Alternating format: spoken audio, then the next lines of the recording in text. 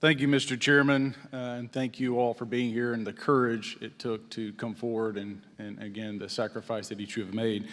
I serve on the National Security Subcommittee for the Financial Services Committee, so I really want to stay in the national security lane, if I may. So when we think about traditional adversaries and both us towards them and them towards us, we probe their capabilities. We look for weaknesses, and we collect that data, that reconnaissance for in the event we need it in the future.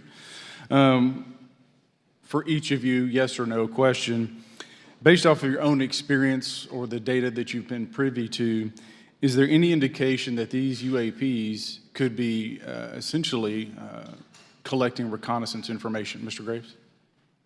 Yes. Mr. Grush? Fair assessment, yeah. Mr. Fravor? Very possible. Again, in the national security vein, is it possible that these UAPs would be probing our capabilities? Yes or no, Mr. Graves? Yes. Grush? Yes. Fravor? Definitely.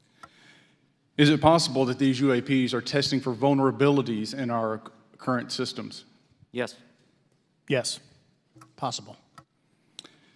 Do you feel, based off of your experience and the information that you've been privy to, that these UAPs provide an existential threat to the national security of the United States? Mr. Graves? Potentially. Yes, sir, potentially. Same answer, potentially. Yeah, I'd say Fravor? definitely, potentially. Mr. Graves and Fravor, in the event that your encounters had become hostile, would you have had the capability to defend yourself, your crew, your aircraft? Absolutely not. Sir? No. Is based off of the information that you've been privy to, is there any indication that these UAPs are interested in our nuclear technology and capabilities? Yes. Go ahead. By external observation, sure, that could be a fair assessment, yeah. Yes. Is there any indication that the Department of Energy is involved in UAP data collection and housing? I don't have an answer. I can't confirm or deny that in a public setting.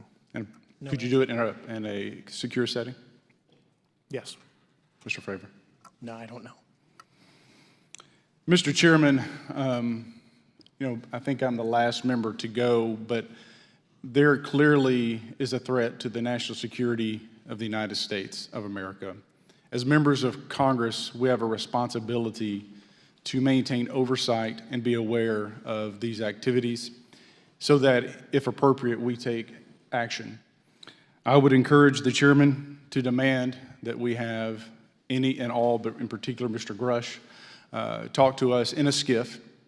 And if that access is denied, I will personally volunteer to initiate the Holman Rule against any personnel or any program or any agency that denies access to Congress.